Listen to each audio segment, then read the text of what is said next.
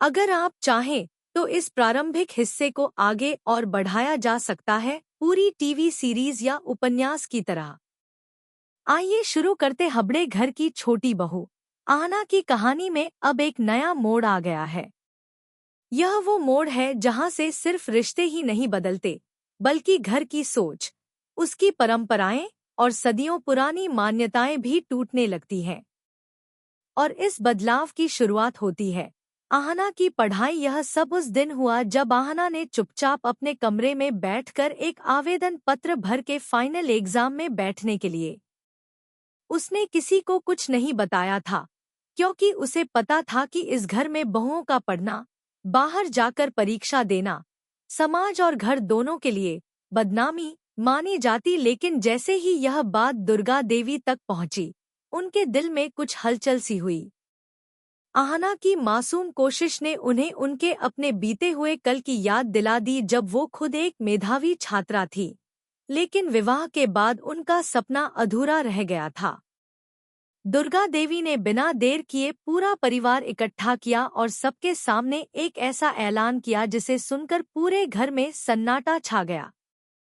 उन्होंने कहा, आहना अब अपनी पढ़ाई पूरी करेगी। वह बीए का फाइनल एग्जाम देगी, और अगर किसी को आपत्ति है तो मैं साफ कर दूं, मुझे उसकी कोई परवाह नहीं। सबकी निगाहें एक साथ उठीं। कुछ चौंके, कुछ गुस्से में तिलमिलाए और कुछ हैरानी में एक दूसरे का मुंह ताकने लगे। लेकिन दुर्गा देवी की आंखों में दृढ़ता साफ दिख रही थी। उनकी आवाज में वो जुनून था जो सिर्फ अपने अधूरे सपनों को किसी और की आंखों में पूरा होता देखने से आता है। ठाकुर जी, जो अब तक चुपचाप बैठे थे, अचानक गुस्से से उठ खड़े हुए। दुर्गा, तुम भूल रही हो कि ये फैसला सिर्फ तुम्हारा नहीं है। ये घर सिर्फ तुम्हारा नहीं है। उनका स्वर ऊंचा था और आंखों में नाराजगी, लेकिन दुर्गा देवी ने एक पल भी बिना झिझके जवाब दिया, ये घर मेरा है, और मेरी बहू अगर अपने सपनों को पंख देना चाहती है तो मैं उसकी सबसे बड़ी ताकत बनूंगी।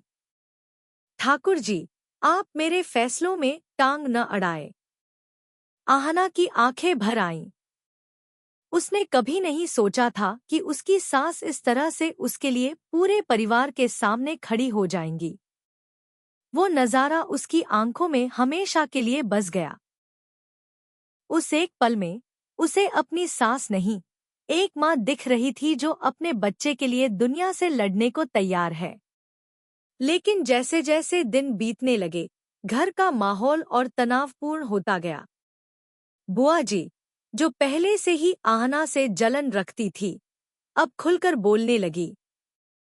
छोटी बहू को पढ़ने बाहर भेजना इस घर की इज्जत मिट्टी में मिलाना है। बहुएं अगर किताबें पढ़ने लगेंगी तो घर कौन संभालेगा? मर्यादा कहाँ जाएगी? दुर्गा देवी ने बुआ जी की बातों पर तीखा जवाब दिया, मर्यादा सिर्फ साड़ी में लिपटी और चुप रहने से नहीं आती। असली मर्यादा है अपने अंदर की शक्ति को